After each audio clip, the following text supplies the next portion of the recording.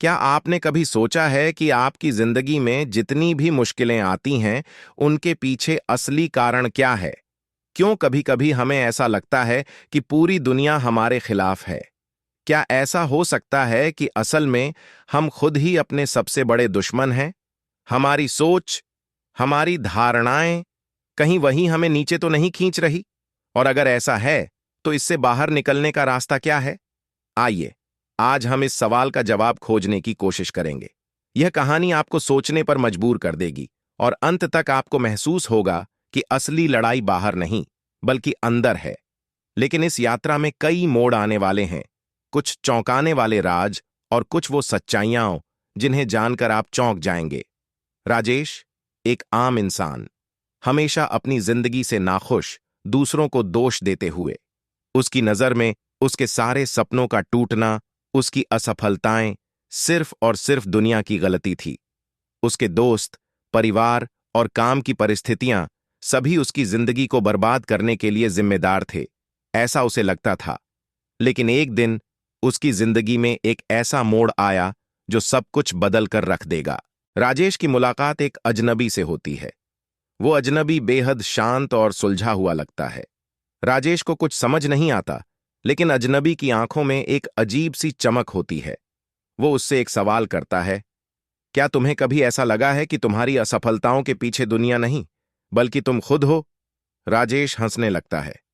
कैसे हो सकता है? मेरे साथ सब बुरा करते हैं, ये दुनिया ही ऐसी है। अजनबी मुस्कुराता है। तो क्या तुम्हें लगता है कि तुम्हारी सोच हमेशा सही है? क्या तुमने कभी खुद से पूछा कि शायद असल में तुम खुद ही अपनी प्रगति में रुकावट डाल रहे हो? यह सवाल राजेश को भीतर तक हिला देता है। वह सोचने लगता है, क्या सच में ऐसा हो सकता है? क्या उसकी सोच ही उसकी सबसे बड़ी दुश्मन है? अजनबी उसे एक चुनौती देता है। अगर तुम सच्चाई जानना चाहते हो, तो अपने मन की गहराइयों में झांको। एक रास्ता है जो तुम्हें तुम्हारे असली दुश्मन से मिलवाएगा। लेकिन उस रास्ते पर चलने के लिए हिम्मत चाहिए, क्योंकि जो सच तुम देखोगे, उसे नजरअंदाज नहीं कर पाओगे। राजेश असमंजस में पड़ जाता है, लेकिन अजनबी की बातों में कुछ ऐसा था कि वह मना नहीं कर पाया। वह रात, जब सब सो रहे थे, राजेश ने ध्यान करना शुरू किया।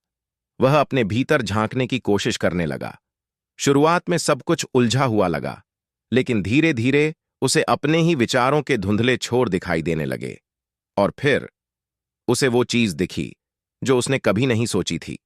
उसने देखा कि हर बार जब उसने कोई अवसर खोया, उसकी असफलता के पीछे कोई और नहीं, बल्कि उसके खुद के डर, उसकी असुरक्षाएं और उसकी नकारात्मक सोच थी।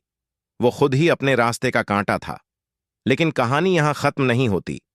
असल मोड़ तब आता है जब राजेश को एक और सच्चाई का एहसास होता है। वह अजनबी कोई और नहीं, बल्कि राजेश का ही प्रतिबिंब था, उसका असली आत्म।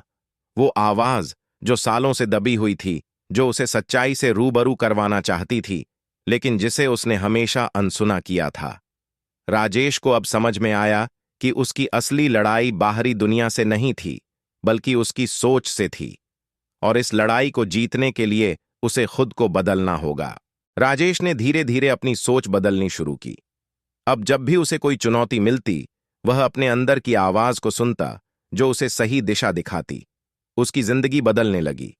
जो चीजें पहले असंभव लगती थीं, वे अब आसान हो गईं, क्योंकि अब वो अपनी सबसे बड़ी दुश्मन, यानी अपनी नकारात्मक सोच से लड़ना सीख चुका था। तो क्या आप भी अपने भीतर झांकने की हिम्मत रखते हैं? क्या आप भी अपनी सोच के जाल को तोड़ने के लिए तैयार हैं? याद रखें, असली दुश्मन बाहर नहीं, बल्कि आपके भीतर छुपा है।